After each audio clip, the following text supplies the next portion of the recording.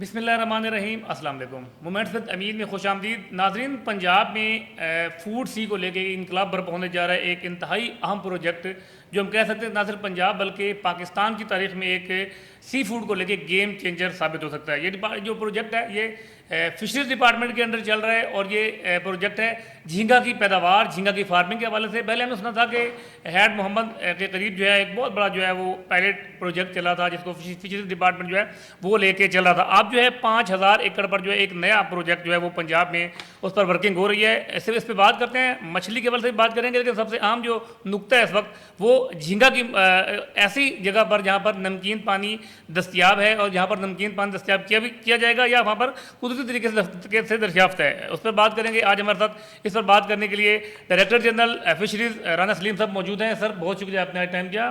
Sir, सबसे पहले ये बताइए कि नाजरीन को कि ये पॉसिबल कैसे हो रहा है कि पंजाब में जहाँ मीठा पानी है, झींगा की पैदावार, झींगा का कुछ प्रोजेक्ट चल भी रहे हैं और 5,000 एकड़ पे जो आप काम करने जा रहे हैं, ये कैसे पॉसिबल हो रहा है? क्या ये मुमकिन है? जी, मैं सबसे पहले तो आपको मैं थोड़ा सा ना इसका बैकग्राउंड बताता हूँ। सर, एक कॉन्सेप्ट ये आया कि ज़मीन जो पंजाब में कई बंजर ज़मीनें पड़ी हुई हैं और वो ठीक सर, बंजर ज़मीनें वहाँ पर जो है ना वो कह लें कि जैसी सेम ज़्यादा ज़मीनें हैं ठीक है और सर, उसमें जो पानी है नीचे वाला वो खारा पानी है।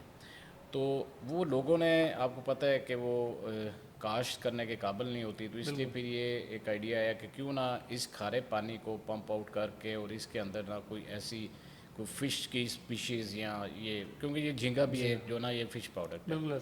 तो इसको कल्चर किया जाए यहाँ पे। तो फिशरीज डिपार्टमेंट ने 2024 में, साल 2024 में उन्होंने एक पायलट प्रोजेक्ट किया जो कि हेड मोहम्मद वाली साइट पे था और वहाँ पर ये किया गया कि उस वक्त जो पॉन्ड्स बने हुए थे जो कि लोगों के पॉन्ड थे, उनसे फिर वो पॉन्ड्स लेके तो 100 ठीक है, एकड़ के ऊपर एक पायलट प्रोजेक्ट किया। ठीक है सर, और ये तकरीबन इसका जो दौरानिया होता है एक साइकिल का, वो तकरीबन 3 से 4 माह होता है। ठीक है, तो वो पानी जो खारा पानी था उसको पंप करके पॉन्ड्स के अंदर डाला, फिर झींगे का जो सीड है, जो बच्चा जिसे कहते जी हैं, सर, वो फिर बाहर से इंपोर्ट किया, फीड भी बाहर से इंपोर्ट की और उस पर एक प्रोजेक्ट किया गया। ठीक है सर, और उस पे तकरीबन 4 महीने के बाद वहाँ से 120 टन जो है वो झींगा प्रोड्यूस करके और उसको फिर एक्सपोर्ट किया गया मुख्तलिफ ममालिक में। तो ठीक है सर, यहाँ से फिर एक चीज़, ये एक एक्सपेरिमेंट हो गया कि जी ठीक है, पायलट प्रोजेक्ट हो गया कि ये झींगे की जो कल्चर है, प्रोडक्शन है, वो पंजाब में पॉसिबल है। मुमकिन है, ठीक है, उसके बाद फिर ये कि फिर गवर्नमेंट ने कहा कि इसको हमें स्केल अप करना चाहिए। वो स्केल अप वाला जो प्रोसेस है वो भी इस वक्त चल रहा है और ये जिस तरह मैंने पहले भी आपको बताया है कि ये पॉसिबल है क्योंकि नॉर्मली लोगों की अंडरस्टैंडिंग ये कि जो झींगा है वो सिर्फ समुद्र में होता है। ऐसे ही सर, बिल्कुल आम अच्छा, तासुर यही है, जी, लेकिन ये कि वो समुद्र में क्यों होता है, क्योंकि समुद्र का पानी जो है नमकीन होता है। बिल्कुल तो ऐसा, अगर वो सेम नमकियात का लेवल जो है अगर यहाँ पे वो किसी तरह बना दिया जाए तो यहाँ पे भी झींगा हो सकता है। और वो नमकियात की कुछ ख़ास वो पीपीटीज़ होती हैं कि इसके अंदर जो ना ये कल्चर करता है, तो वो नीचे वाला जो पानी है, खारा पानी है, उसमें अभी एक पायलट में ये साबित हो गया। अभी हम इसको स्केल अप कर रहे हैं। ठीक है। अच्छा सर, इसमें आपने बताया कि बैन अल-अक़वामी मार्केट में आप लोगों ने भेजा है, तो उसका रिस्पॉन्स कैसा रहा? जो बैन अल-अक़वामी में जो वहाँ पे मेयार था हमारे पाकिस्तान के झींगे, पंजाब के झींगे का, जी बैन अल-अक़वामी मेयार को वो पूरा उतरा है वो? जी जी, बिल्कुल हुआ है। और आपको ये मैं बताता चलूँ कि बैन अल-अक़वामी मार्केट में आप जब तक उनकी जो सर्टिफिकेशन है, जो क्वालिटी कंप्लायंस आप नहीं करते, वो नहीं ठीक है, लेते हैं। तो इसलिए वो जो झींगा था वो यहाँ की क्वालिटी कंप्लायंस को भी उसने मीट किया और उसके बाद 4 ममालिक में, जिसमें कि बैंकॉक, थाईलैंड में गया, उसके बाद फिर जॉर्डन में बेचा गया, यूएई में बेचा गया और वियतनाम, वहाँ पे बेचा गया। ठीक है, वो अच्छा, अभी इशू ये है कि यहाँ जब हमने ये झींगे को प्रोड्यूस किया तो वो सिर्फ रॉ झींगा था। ठीक सर, उसको अगर आप आगे आपने अगर उसको बेचना है ज़रा अच्छी कीमत के ऊपर, एक्सपोर्ट भी करना है, ठीक है तो सर, उसके लिए आपको प्रोसेस चाहिए। तो हमने यहाँ पे जो प्रोडक्शन की उसको हमने राह झींगा बेचा, वो जिन लोगों ने हमसे ख़रीदा उन्होंने फिर आगे इसको एक्सपोर्ट किया। ठीक सर। पहला तजुर्बा था, तो जी आप उस तजुर्बे के बाद ये अंदाज़ा हो गया कि पंजाब में ये कामयाब हो सकता है। सर, जो जी ये 5,000 एकड़ का जिस पे वर्किंग हो रही है, होने जा रहा है, इस पे कोई एक्सपर्ट्स बाहर के या कोई मखसूस एक्सपर्ट भी हैं या सिर्फ डिपार्टमेंट आपका जो अपना डिपार्टमेंट है वही इसमें इसको देख रहा है सर? देखें, मैंने जैसे पहले भी कहा है कि ये एक पहला काम था ठीक और सर, इसका जो डोमेन नॉलेज है वो यहाँ पर उतना नहीं था। ठीक सर, उसका लास्ट टाइम भी ये हुआ था कि जब ये पायलट प्रोजेक्ट किया तो वो बाहर से कंसल्टेंट आए और वो एक बांग्लादेशी एक कंसल्टेंट थे, ठीक है उन्होंने sir, through out the culture time जो ना यहाँ पे रहा और फिशेस डिपार्टमेंट के सारे जो ऑफिशियल्स और बाकी जितने भी टीम थी उनको गाइड करते रहे और उसके बाद हुआ। जब अब इसको स्केल अप करने लगे तो फिर ये एक तय हुआ कि क्यों ना हम एक कंसल्टेंट जो है ना हर फील्ड के उनके साथ हम एक एग्रीमेंट करें, उन्हें लेके आएँ और फिर उसके बाद वो फिर एक एग्रीमेंट हुआ। उस एग्रीमेंट में 5 तरह के जो कंसल्टेंट्स हैं उनको फिर हमने हायर किया।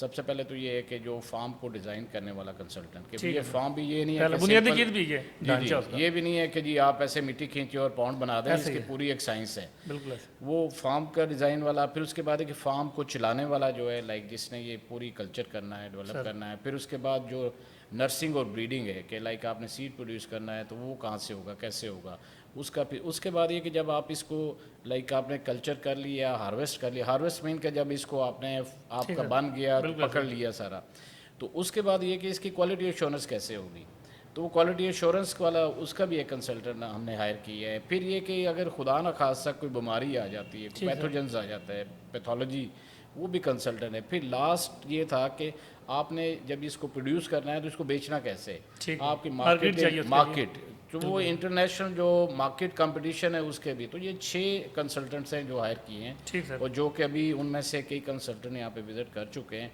और अभी भी जो हमारे ये इस वक्त जो चल रहा है ये 100 एकड़ के ऊपर शाहगढ़ में, मुजफ्फरगढ़ में, वहाँ पे भी अभी इस वक्त कंसल्टेंट ऑन साइट वो वहाँ पे मौजूद है और हमारी सारी टीम को वो गाइड भी कर रहे हैं। और बाकी अभी तो काफ़ी डोमेन नॉलेज डेवलप हो चुका है, तो लेकिन फिर भी आपको पता है कि this is a learning process. बिल्कुल, बड़ी अचीवमेंट है सर।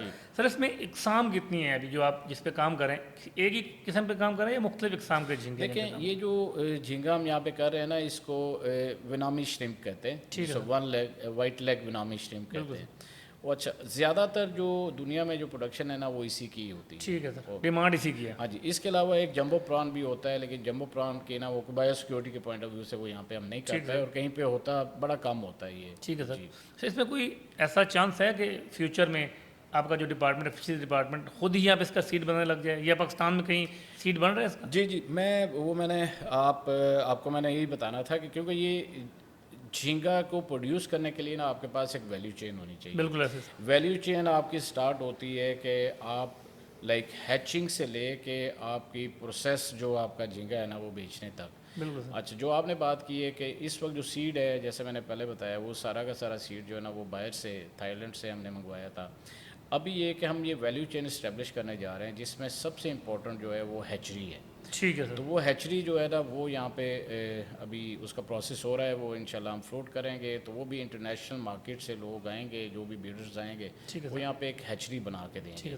और वो जो हैचरी है वो तकरीबन 280 मिलियन जो PL10 होता है, जो बच्चे का साइज़ जिसको कहते हैं, तो वो साल में 280 मिलियन जो ना वो बच्चा प्रोड्यूस करेगा, सीड प्रोड्यूस करेगा। ठीक है सर। इस प्रोजेक्ट में सर जो झींगा फार्मिंग का प्रोजेक्ट है, इसमें प्राइवेट पार्टनर भी साथ इंगेज करें या सिर्फ गवर्नमेंट लेवल पे इसको देखा जा रहा है? देखें इस वक्त ये जो असल पर्पज़ इसका जो पूरी की पूरी जो ये इंटरवेंशन है ना उसका यही है कि जो झींगे की प्रोडक्शन है उसको फ़रोग देना है यहाँ। ठीक सर। अच्छा, वो गवर्नमेंट का काम नहीं है कि वो झींगे लाइक उसको कल्चर करे और उसके बाद बेचे। बिल्कुल। ये सारा का सारा जो हम कर रहे हैं, गवर्नमेंट कर रही है, उसका मकसद ये है कि अल्टीमेटली जो फार्मर्स हैं वो झींगे को कल्चर करें और उसके बाद ये कि ऑब्वियसली जब यहाँ पे एक डोमेन नॉलेज डेवलप हो जाएगा, वो लोग कल्चर करेंगे और वो लोग इनको प्रोसेस करके और दोबारा इसको भेजेंगे मार्केट में, तो उनकी जो माशियत में बड़ा फ़र्क पड़ेगा। असल पर्पज़ ये है कि उनको इकोनॉमिकली जो ना इनको कैपेबल करना। मतलब जो मछली का काम कर रहा है, जो जिसका मछली की फार्मिंग जो कर रहा है, वो आसानी के साथ उन इलाकों में जहाँ ये पानी मौजूद है खरा, साथ ये भी आसानी से कर सकते हैं। वो जैसे मैंने पहले कहा ना, देखें ये बंजर ज़मीन है, लोगों ने वैसे ही छोड़ी हुई है, वो काश कर ही नहीं सकते। उसकी रीज़न है कि काश करने की जो कॉस्ट है ना वो ज़्यादा है। हालांकि उसमें बेहतर ये है कि अगर वो पॉन्ड बना के इसमें ये कर लेंगे तो ये ज़्यादा फ़ायदेमंद है। बिल्कुल सर। मछली की बात करें, सर्दियों का मौसम आ चुका है, सीज़न शुरू है, तो ये बताएगा कि इस वक्त जो मछली की सूरत हाल है दरियाओं में, नया पानी भी आया था, इंडिया से भी कह रहे हैं मछली बड़ी आई है, तो जो ऑक्शन वगैरह वो मरहला मुकम्मल हो चुका है और जो ऑक्शन होते थे दरियाओं पे, झीलों में, उसका प्रोसेस क्या है और उसमें जो हर ज़िले लेवल पे मॉनिटरिंग का तरीकाकार क्या है सर? आप जी, ये इस तरह है कि हम इसको जो लीगली कहते हैं वो कहते हैं कि पब्लिक वाटर जो है वो ऐसा पानी है कि जो कहीं पे भी, वो चाहे बरसात की वजह से खड़े हो जाए, कहीं पे अगर वो दरियाओं से लीक होकर कोई वाटर बॉडी बन जाए, या इवन दरियाओं में जो पानी बह रहा है वो या लेक्स डेवलप हो जाती है जो नेचुरल वाटर से, वो सारी पब्लिक वाटर है। अच्छा, उसमें उसकी जो उसके अंदर जो फ़िश का कल्चर या फ़िश की प्रोडक्शन और उसके बाद उसकी जो सेल का राइट है वो फिशेस डिपार्टमेंट का राइट है। ठीक है सर। इसका प्रोसेस ये होता है, एक तो सारा साल ना ऑन गोइंग ये चलता है कि जैसे हम हैचरीज में अपना सीड बनाते हैं तो हम वो सीड वहाँ से इन पब्लिक बॉडीज़ में हम स्टॉक भी करते हैं, स्टॉक में इनके सीड डाल देते हैं वहाँ पे। बिल्कुल क्योंकि वो एक तो कुदरती अफजाइश होती है ऐसे मछली की। लोग यही समझते हैं कि खुद ब खुद आती है नहीं, मछली, वो इंडिया इस- से आ गई, इधर से आ आती गई। भी है, आती भी है, लेकिन ये कि उसके साथ सीड भी स्टॉक किया जाता बिल्कुल है। ठीक है। जब वो स्टॉकिंग हो जाती है, जब सीज़न आता है उससे पहले हम ये जैसे लाइक हमारा प्रोसेस स्टार्ट हो जाता है जुलाई से ऑनवर्ड, फिर हम ठीक है। उसकी जितने भी वाटर है उनकी हम बीडिंग करते हैं, इश्तिहार जाता है अखबार में, उसके बाद लोग बिड करते हैं, बिड करने के बाद जो हाईएस्ट बिडर होता है उसको फिर ये दे दिया जाता है। अभी हमारा इस साल, पिछले साल जो हमारा तकरीबन जो इसमें रेवेन्यू था वो तकरीबन कोई 52 करोड़ था, 520 मिलियन ठीक सर, सालाना। सालाना जो पिछले साल हमने, और इस साल हम अब तक के जितनी भी हमने ऑक्शन की हम उससे अजाफी जो ना हमारा हो गया है। ठीक है। उसकी उसकी रीज़न्स, दो रीज़न्स है। एक रीज़न तो ये है कि जो पिछले साल स्टॉकिंग हुई उससे भी फ़र्क पड़ा है, और दूसरा ये कि अभी ये जो जैसे सैलाब आया तो सैलाब से कई नई वाटर बॉडीज़ भी आई, और जैसे आपने कहा कि इंडिया से मछली आ गई बिल्कुल या ऐसे बाकी जगहों तासुर से यही है, मछली आ गई, बिल्कुल। तो वो भी लोगों को पता है, जो जो ये जितने भी फार्मर्स हैं ये माहीगीरी से जिनका ताल्लुक है वो हमसे ज़्यादा जो ना उनकी इंटेलिजेंस है। बिल्कुल ऐसे। तो वो लोग अब जब इसकी ऑक्शन की तरफ जाते हैं तो वो फिर आपको पता है वो फिर उस हिसाब से वो जितना जिसको प्रॉफिटेबल होता है उसके हिसाब से वो ऑक्शन वो करते सर इस वक्त पंजाब के अंदर फिशरी डिपार्टमेंट कितनी इकसाम की मछलियाँ जो है वो प्रोड्यूस वो सीड कर रहा है? देखें, जो मछली एक तो ना इनकी कैटेगरीज होती हैं, जैसे कार्प्स एक कहते हैं जनरली। ठीक सर। कार्प्स में ये होती है कि जो कांटे वाली मछली होती है, सर ऐसे। उसमें ज़्यादातर तो सबको पता है रहू, बिल्कुल। मोरी, थेला, इस तरह के गुलफाम और इवन सिल्वर, ये होती हैं सारी ज़्यादातर। ठीक है लेकिन उसके अलावा अभी जो नया एक ट्रेंड है कि वो आप कहीं भी रेस्टोरेंट्स में जाते हैं तो आपको ये होता है कि जी बोनलेस हो मछली, बिल्कुल। जिसमें कांटा ना हो। बिल्कुल सर। अच्छा, वो बोनलेस वाली जो ना वो एक तो तिलापिया है, तिलापिया का भी हमने स्टार्ट किया है, वो बल्कि हो रहा है, सारा लोग भी कर रहे हैं, प्राइवेट भी। उसके अलावा एक और है जिसे कहते हैं पेंगेसियस है। पेंगेसियस वो है जिसकी डिमांड बहुत ज़्यादा है, वो इवन वो इंपोर्ट होती है पाकिस्तान में। तो अभी हमने उसका भी एक प्रोजेक्ट इनिशिएट किया है कि पेंगेसियस के यहाँ पे हम उसका जो सीड प्रोडक्शन करें, क्योंकि उसका सीड प्रोडक्शन बड़ा मुश्किल होता है, ठीक सर। क्योंकि ये एक दूसरे को खा जाती हैं। तो वो उसके लिए हमने कुछ एक्सपेरिमेंट किए हैं, उसका भी एक नया प्रोजेक्ट हमने वो उसमें लॉन्च किया है, उसमें भी हमने ट्रेनिंग दी है अपने स्टाफ को। ठीक तो सर। अभी हम इसका आगे कर रहे हैं कि पेंगेशियस की यहाँ पे हम ना लार्वा रेयरिंग में अफजाइश हो। कामयाब हों, और उसके बाद फिर आगे इसको भी हम आम करेंगे। बिल्कुल ठीक है सर। जो आपने एक्सपीरियंस जो भी किया है इस फिश का, वो कामयाब एक्सपीरियंस हुआ है? जी जी जी जी, असल में ये होता है एक्सपेरिमेंट्स होते हैं, डिफरेंट एक्सपेरिमेंट्स होते हैं। ठीक है सर। एक्सपेरिमेंट इसमें क्या है, मैं थोड़ा सा आपको एक्सप्लेन कर देता हूँ टेक्निकली। ये कि जब आप इसका हैचिंग होती है, हैचिंग के बाद ना लार्वा फॉर्मेशन होती है। ठीक है। ठीक है, वो लार्वा जो होता है, जो बड़ा लार्वा होता है जल्दी छोटे अफजाइश में होता है, वो छोटे को खा जाता है। बिल्कुल ऐसे। उसका भी तरीकाकार है। उसका तरीकाकार अभी हमने एक्सपेरिमेंट में यही किया है कि सबसे पहले तो हम उसमें ये करते हैं कि उनकी ग्रेडिंग करते हैं। ठीक सर। ग्रेडिंग में है कि जो बड़े वाले हैं जिसको शूटर कहते हैं उसको अलग कर देते हैं, जो छोटे वाले एक ही साइज़ के हैं उनको अलग कर देते हैं। उसमें जो बड़े अपने साथियों को नहीं खाते हैं, साथ में फिर उनको ना फीड देते हैं, क्योंकि अगर आप फीड नहीं देंगे उन्हें तो वो एक दूसरे को खाना शुरू कर देंगे। उसके बाद ये कि इनका फिर ये होता है कि ये तकरीबन फिंगर लिंक जो 2 से 3 इंच होती है, जब तक इनकी अफजाइश उस लेवल तक की हो जाती है तो ये फिर फीड पे कन्वर्ट हो जाते हैं ऑटोमेटिकली। ये कार्निवोरस अपना बिहेवियर है उसको ख़त्म कर देते हैं। अच्छा सर, ये बताइएगा कि जो माहीगीर हैं जो फार्मिंग करते हैं इसकी, फिशरी डिपार्टमेंट उनको कुछ सपोर्ट करता है? जो फार्मर है मछली के फार्मिंग करते हैं, क्या सपोर्ट करें आप उनको? देखिए, फिशरीज डिपार्टमेंट जो उसकी सबसे बड़ी सपोर्ट यही है कि उनके लिए हम सीड तैयार करते हैं। ठीक सर। अच्छा, जो सीड है ना वो हम बड़ी इकोनॉमिकल जो ना उस पर प्राइस पे कंट्रोल रेट, बड़ी कंट्रोल रेट होता है। ठीक सर। उसमें ये नहीं है कि अगर मार्केट में कोई भी करता है तो वो अपने हिसाब से वो करता है। हमारे अगर देखेंगे तो वो नोटिफाइड रेट्स हैं, वो रेट्स बड़े नॉमिनल से रेट्स हैं, बिल्कुल ठीक सर। मछली की किस्म के ऊपर डिपेंड करते हैं। तो वो फिर उन्हें जब प्रोवाइड किया जाता है तो वो अपने पॉन्ड्स में लेके जाते हैं। तो एक तो ये है, दूसरा उसके अलावा ये कि अगर उन्हें उसकी प्रोडक्शन में अगर कोई इशू आता है, कोई टेक्निकल है, तो हमारी पूरी एक फार्मेशन है ठीक सर। फिशरीज़ की पूरे पंजाब में, हर ज़िले में हमारा सेटअप है। तो वो फिर उनको जो ना टेक्निकल जो एडवाइस और सर्विस देते हैं। सर जो ठेका सिस्टम होता है तमाम अजला में, शफाफियत का सिस्टम क्या वहाँ पर निज़ाम है, शफाफियत जो होती है? देखें, जो जितने भी आपको पता है कि ठेके वगैरह होते हैं, ये सर इसका ये कोई ये नहीं होता है कि बंद कमरों के अंदर ऐसे होते ही हैं। ये ओपन होता ओपन है। ऑक्शन होती है। ओपन ऑक्शन में हम शराइत वगैरह पहले से हम तय कर लेते हैं। बेहतर सर। फिर लोगों को जितनी भी पार्टीज आती हैं वो ओपन बीट करते हैं, ऐसे और ही सर। बीट करने के बाद जो हाईएस्ट बीडर होता है उसका एक प्रोसेस होता है।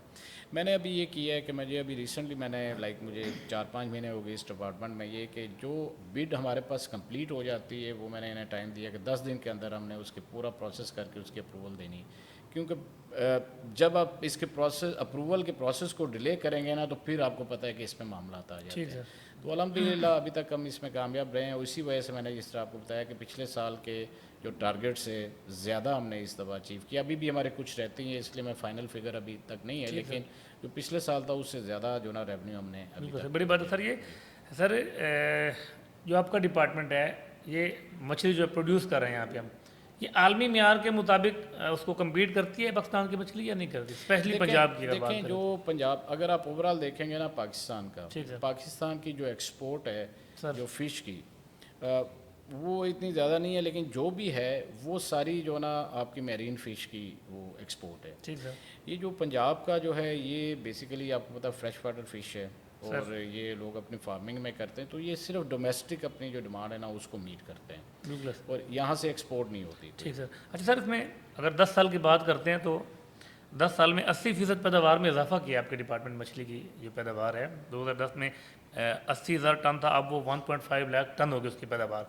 तो ये आप समझते हैं कि एक आपके डिपार्टमेंट की कामयाबी है 10 साल के अंदर 80% उसमें उसकी प्रोडक्शन में इजाफा हो जाना? देखिए, मैं इसको इस तरह लेता हूँ कि अगर कोई एक तो एक एग्जिस्टिंग आपके फार्मर्स हैं, सर हम इसको इस तरह देखते हैं कि जब आपका फार्मिंग का एरिया बढ़ता है ना, तो इसका मतलब है कि फिशेस जो फिशरीज जो कह लें कि लैंडस्केप बढ़ रहा है। बिल्कुल सर। वो किस तरह बढ़ेगा कि नए फार्मर्स आएंगे, नए पॉन्ड्स बनाएंगे, और उसके बाद वो वहाँ पे मछली डालेंगे, और वो मछली को प्रोड्यूस करके उसके बाद मार्केट में वो सेल बिल्कुल कर ठीक देंगे। सर। तो हम उन फार्मर्स को भी इसमें जो है उन्हें इनक्रेज करते हैं, और जो एग्जिस्टिंग फार्मर्स हैं उनको भी, वो जिस तरह मैंने पहले बताया है कि वो जो उनको सीड की प्रोडक्शन बिल्कुल सर। डिपेंड करता है कि जो हैचरीज है, हैचरीज की प्रोडक्शन कैपेसिटी कितनी है। ठीक ये सर। पिछले 10 सालों में जो आपने बताया है, तो उसमें कई हैचरीज नई भी बनी हैं, कई रिहेबिलिटेट हो गई हैं। हैचरीज की कैपेसिटी की बेसिस पे जो ना ये फार्मिंग सारी डिपेंड करती है। तो ये मेरा ख्याल है कि ठीक है, क्योंकि ये हैचरीज की प्रोडक्शन बढ़ी है।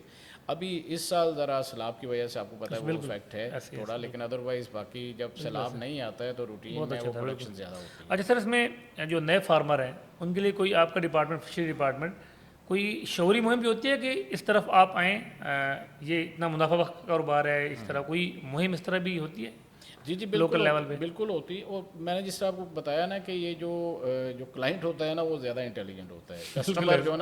कस्टमर जो उसने कोई चीज़ लेनी होती है ना, तो अपनी इंटेलिजेंस अच्छी तरह वो सर्वे करके वो सारा कुछ करता है। ठीक है सर। तो ये ऐसा सेक्टर है कि कोई इसमें जो भी इसके साथ मुंसलिक है वो ऑलरेडी उसे पता है कि वो क्या कर रहे हैं, और किस तरह हमारी बाकी जो फार्मेशंस हैं वो ऑब्वियसली जिस तरह मैंने कहा कि एक्सटेंशन सर्विस है, तो एक्सटेंशन सर्विस का काम ही ये है कि वो फार्मर्स को उनके जो मसाइल है वो भी बताए, और अदरवाइज़ उनको ये भी बताया कि जी आप ये ख़ास किस्म की आप जो मछली है अगर आप इसमें कर रहे हैं, इसमें मुनाफा नहीं है तो आप दूसरी कर लें।